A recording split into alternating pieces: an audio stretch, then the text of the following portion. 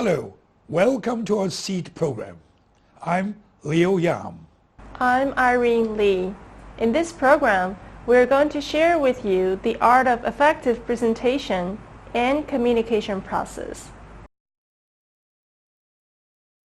Because I have a dream that my poor little children will one day live in a nation where they will not be judged by the color of their skin, but by the content of their character. I have a dream today. And so, my fellow Americans, ask not what your country can do for you. Ask what you can do for your country.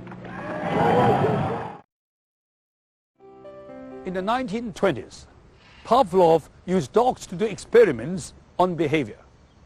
Later, B.F. Skinner and others did further experiments with mice and pigeons. These results were the so-called stimulus and response psychology, which indicated that animals or birds can be stimulated to give certain reactions. In the following 20 minutes, Professor John Keller will share with us his ARCS model on motivational design for learning. I hope you find it useful. The speech excerpts of Martin Luther King Jr. and John F. Kennedy you have just watched were dynamic and powerful. These two political presentations communicate a persuasive message of conviction, mission, and strong ethos. And I believe that they were positively committed. Leo, your presentation was different from theirs. It seems to me that you're introducing a topic on motivational learning through Professor John Keller's speech. Yes, Irene. Presentation is a form of communication, whether it's to educate, to win trust, or reporting, or salesmanship, entertainment, or even changing one's behavior. It's a process of communication. The function is persuasion. In fact, persuasion is study of human communication designed to influence people by modifying their belief, behavior, value, or attitude in order to reach an agreement. Leo, would you mind illustrating the secrets of effective communication? Okay, we'll show a video clip that shows the essential elements in the communication process. Hello everybody, welcome.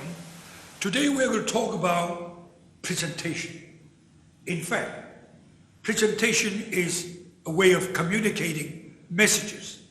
But in the communication process, we must have at least two persons, the sender and the receiver. Let's talk about communication process a little deeper. Now we were talking about who is the sender and whom is the receiver. Now we can see sender becomes receiver, receiver becomes sender. And in the message, this triangle, in the message, we need the content. We need the structure of the message, we need the objective. In the channel, we have the printed media, we have the electronic media, we have body language, we have non-verbal communication, different kind of media to communicate to the receiver. And hopefully there would be feedback and response. And finally, which is very, very important, when we communicate, we must have the sender and the receiver's perception hopefully become in sync. If they are in sync, in harmony, that there won't be too much conflict. So we call that process perception. Perception has a lot of variables, say for instance, channels of spoken language, body language, interest, both parties' interests, both parties' need, and cultural differences. All right? I think for the time being, we come to this part, and we'll talk about it some other time. Okay? Thank you, and see you in a little while.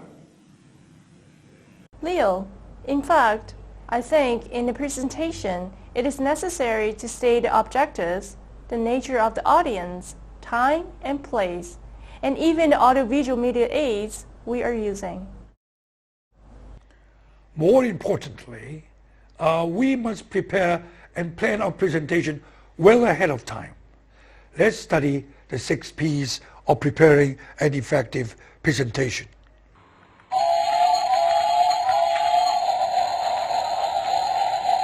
The 6 P's of a presentation.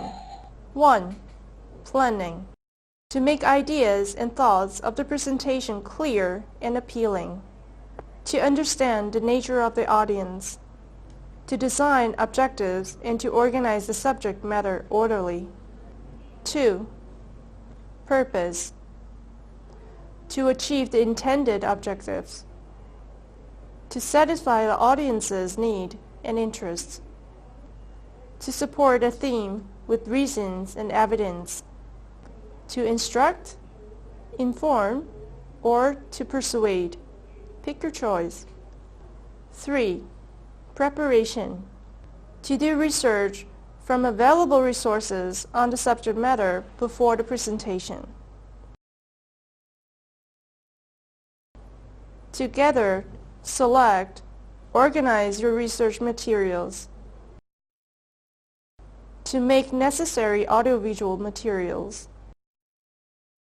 4. Persuasion. To use evidence, reasons, inference. To focus on the clarity, logic, structure of the content. To be convicted, feeling enthusiastic, involved, ethos.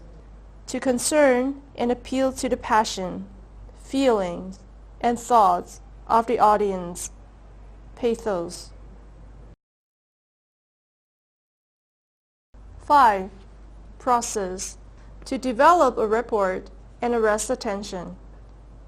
To motivate the audience in the beginning and throughout the whole presentation. To develop the body of the content by using examples and associated references for discussion. To make conclusions in the end. Hey, Irene, let's watch a short video clip on the process aspect to get a clear understanding of it. So, when you present a paper, maybe it's a presentation paper, oral presentation, you have to plot, you have to outline, you have to decide subtopics, examples first, and discussion. So at the beginning of your topic, you have to motivate the audience to listen to you, to look at you. Are you being motivated? Motivating people is very important, making your audience smile at you. And before you make them smile at you, you have to smile at them first. The beginning is motivation, we call, or rapport, right? The rapport. So you and I get together, spiritually, mentally, psychologically, emotionally we get together, right? The whole slide is concerned with the process. All right, the ending or the conclusion, the application is very important.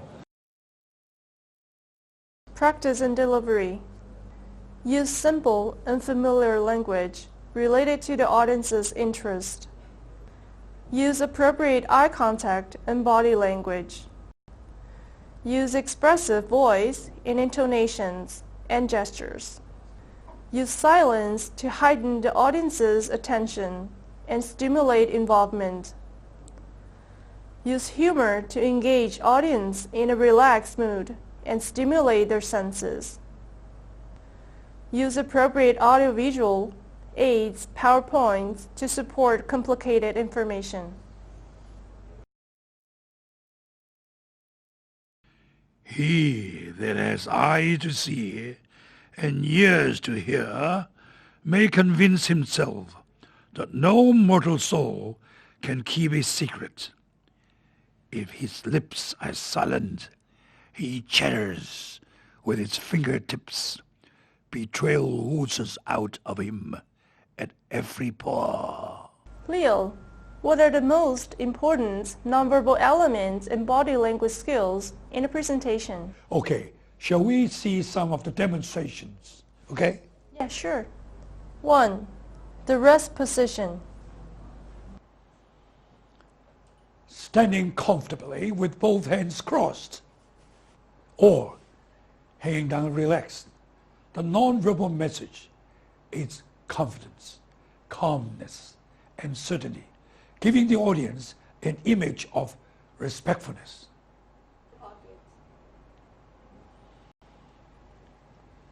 Conveys a message that as if you were keeping a secret or feeling contented, just being yourself, couldn't care less. It may give the audience a casual look.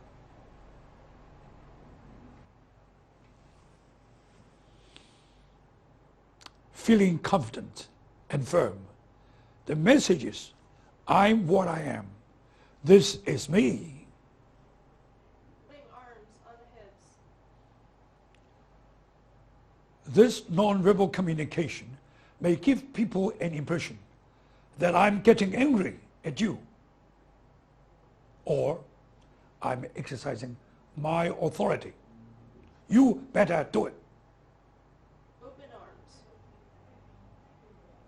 Friends, come and share the blessings. I'm open to suggestions. The message underscores harmony and peace, recognition and support. Gestures. Holding your fist like this, with your index finger pointing up and down forcefully, gives an impression of being firm and decisive. The message is positive, and let us go for it. 7. Hand gestures. When inviting a participant to respond to your question, usually you stretch out your arm forward like this with open hand, palm up, directing to the person. And don't point to him or her, anybody, with your index finger like this. It's an implied gesture, but it gives people authority. 8. Palm power. The palm facing down, closed into a fist and pointing with an index finger, punctuating each word, conveys the message. You better do it without delay, fast. In John F. Kennedy's 1961 presidential inauguration speech, he moved his arm and spoke like this. I do not shrink from this responsibility. I welcome it. And the other one is, and so my fellow Americans, ask not what your country can do for you. Ask what you can do for your country. He punctuates each word with emphasis, telling the people, you better do it fast. 9. Your front.